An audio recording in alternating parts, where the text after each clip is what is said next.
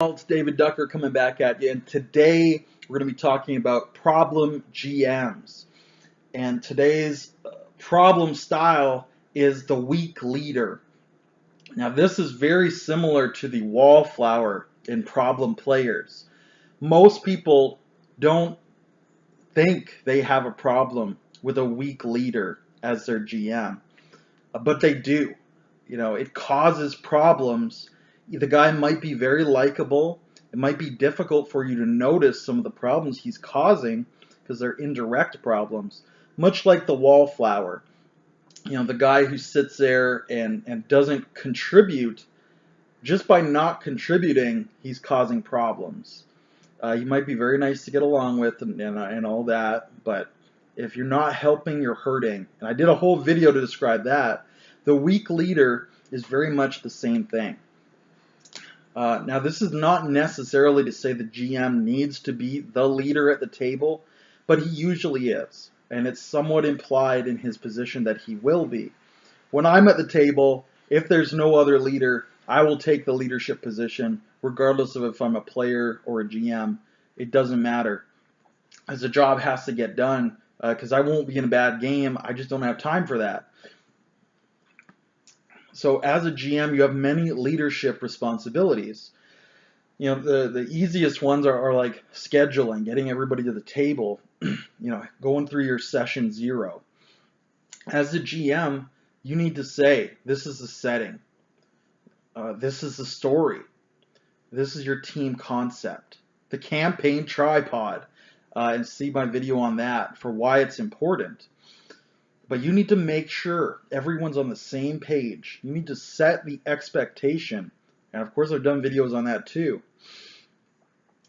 And because if everyone is making a character from the same setting, they're all interested in the same kind of story, whether it's a dungeon crawl, a hack and slash, political, a romance. If they're all interested in saying, oh yeah, I'll make a character who could get involved in some romance, or I'll make a character who can go into a dungeon and kick some booty. Those two characters might not overlap. They might, but they might not. So you need to make sure they know the kind of story, the genre you're working with. And you need to make sure that they're a team.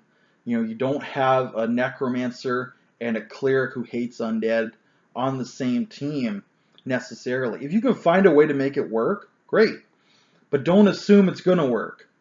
Right? Clarify everything and say, okay, we've got a black dude and a Ku Klux Klan member. How can we get them on the same team? And if we can't, one of you has to change your character concept. I hope it's a Klan member. I hope you don't let a Klan member into your game.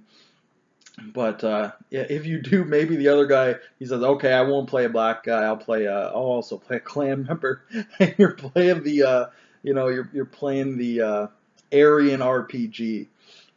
But if it's done well, it'll certainly be more enjoyable with your racism and bigotry than it would be done poorly with a split party. And in fact, in addition to wanting the party to get along, you want them to stick together. So don't make a party that's inherently going to split in a million directions. If you're all working for the Temple of Sigmar, when you get to town, you're all going to go to the Temple of Sigmar. You're not going to split up. And you might have, an orphan raised by the temple. You might have a priest of Sigmar, a paladin of Sigmar. You might have like an archmage of some sort who's associated. Perhaps he's interested in theology and cosmology and history. And getting tagged up with Sigmar is the best way to learn about those things. Right? So you have to enforce the campaign tripod. So that's one thing. One leadership role you need to have. And if you don't have that, the party will split apart. They'll go everywhere. They'll bicker. They'll have PvP, and not in the good way. And I did a video on good PvP, but I'm sure we've all seen it done poorly as well. And it's not a good thing. You'll have characters from different settings showing up. You'll have a Klingon and a Gamorrean and a Twi'lek and like a what are they? The Geth from Mass Effect. You'll have, and it's like, well, they all have different laws of physics they're trying to work with, and that's not good.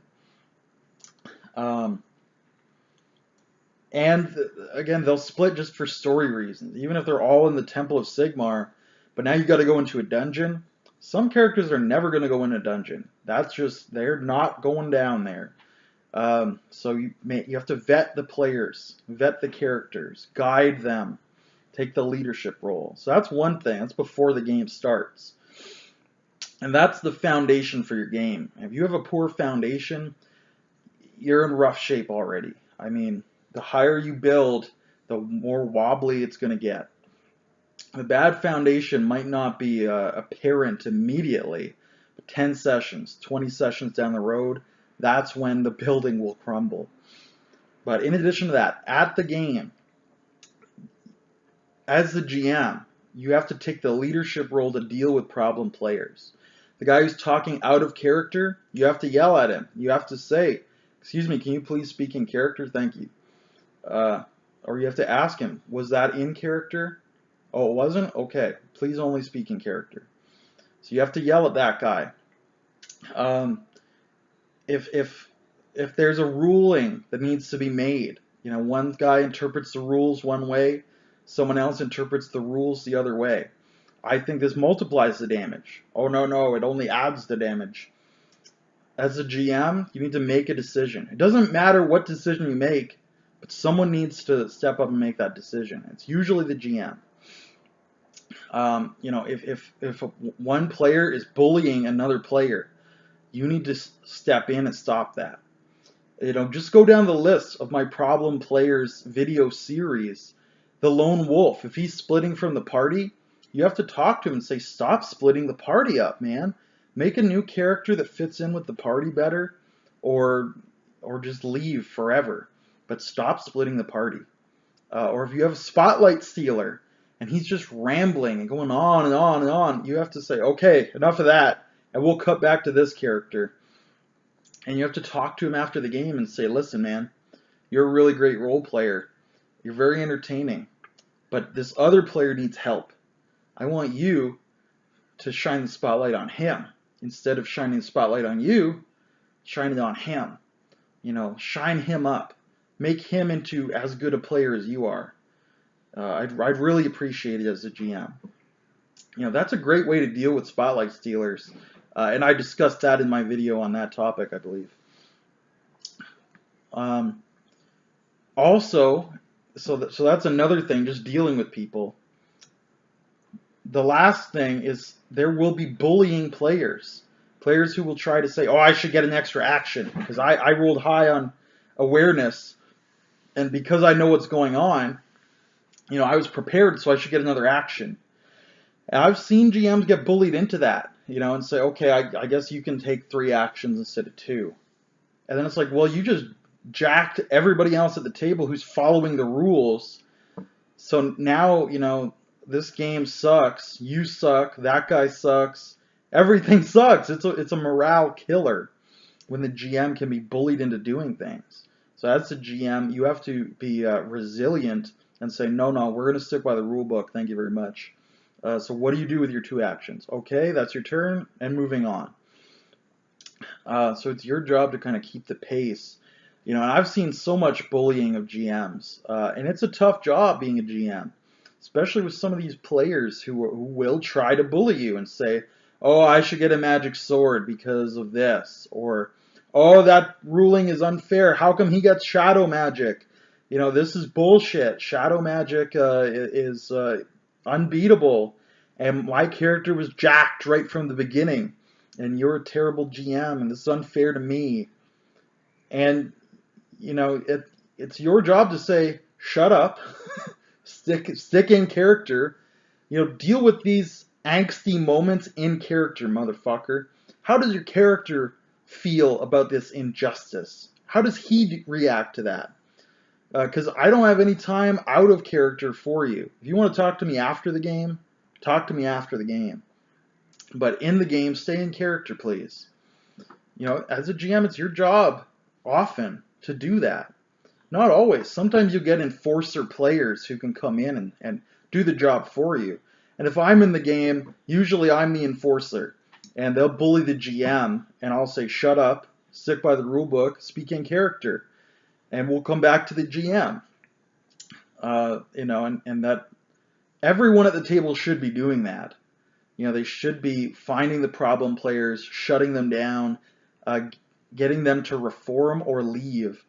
But if the other players aren't doing it, the GM really needs to be the one to do that. So weak leadership, as I've said, causes so many problems.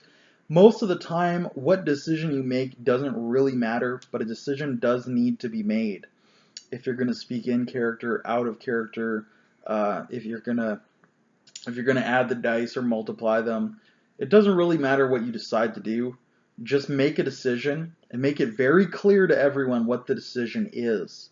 So you're all on the same page, and those who don't want to be on that page can leave. If you want to speak out of character, if you want to have the rules fluctuate and players can bully their way into extra actions, if you want to have an hour with this one guy split off from the rest of the party, that's great. I'm going to leave because I don't want to do that, but at least you've told me what you're doing. And once we all know, I can make my decision. But if I have my expectation and the reality is different and no one clarifies, I'm going to have a bad time.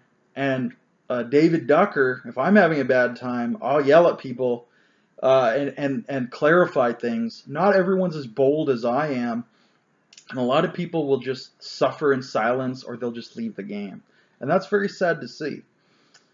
So that's kind of my thoughts on the poor leader, on the weak leader.